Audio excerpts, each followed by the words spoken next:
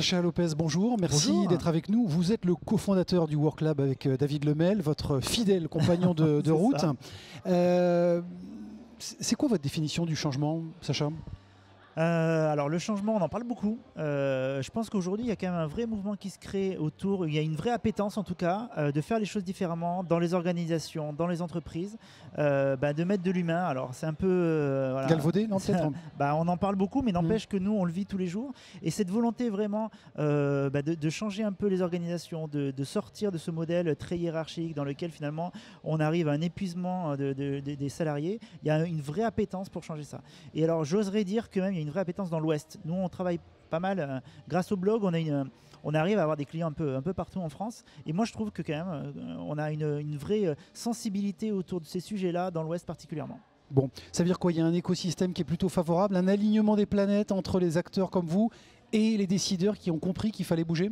Eh ben, il y a une culture en fait, hein. C'est peut-être ça, il y a une espèce de culture, un état d'esprit dans lequel finalement il y a des écosystèmes comme les artisans du changement qui peuvent se créer parce que finalement voilà, ça se crée aussi parce qu'il y a des gens qui ont envie d'aller vers ça.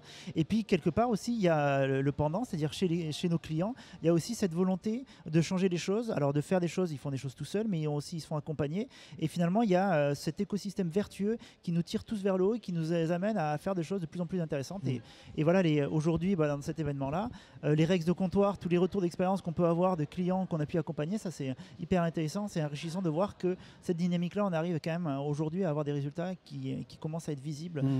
Sacha Lopez, vous dites cette volonté de changement, est-ce que vous arrivez à mesurer le curseur, le degré de sincérité de ces engagements? Comment on fait la différence entre celui qui est très convaincu et donc très convaincant auprès de ses collaborateurs sur des sujets d'acculturation et celui qui fait ça pour faire du social washing? Comment vous démasquez? Ouais. Alors, nous quand même on a la chance honnêtement, je pense, de travailler avec des gens qui sont sincères. Après, très concrètement, dans les organisations, ce qui se passe souvent, c'est qu'il y a dans l'organisation des gens sincères et c'est des gens qui viennent nous voir parce que c'est des gens qui ont une appétence, qui sont attirés vers ce point focal-là, qui peut être les artisans, qui peut être d'autres événements. Après, de là à dire que toute l'organisation est alignée sur ces précurseurs-là, qui ont senti, qui ont envie d'aller vers ça. Et concrètement, mon expérience, ce que je remarque souvent, c'est qu'il y a un certain niveau hiérarchique dans lequel ça commence à être compliqué. Quand on arrive à des niveaux de direction, COMEX, tout ça, tout le monde n'est pas aligné sur ces visions-là. Par contre, opérationnellement, les gens avec qui on travaille, c'est des gens vraiment qui ont une vraie sincérité là-dessus. Alors opérationnellement, combien de temps ça prend de changer une organisation? Vous allez me dire, c'est eu égard à sa taille, mais pour une PME, une ETI, est-ce que c'est long de changer, de braquer? Je ne sais pas si on doit même le voir de façon finie. Est-ce que finalement, la bonne façon de voir, c'est qu'en fait, ça finit jamais? Vous voyez ce que je veux dire? C'est-à-dire que peut-être que ça ne s'arrête jamais, c'est un mouvement dans lequel on doit toujours être. Est-ce que ça veut dire que voilà, au bout de 2 ans, on a fait notre transformation, ça y est, on arrête, on rentre à la maison? Non, alors, en fait, les contrôleurs de gestion vont vous dire qu'il faut des résultats et des quick wins quand même.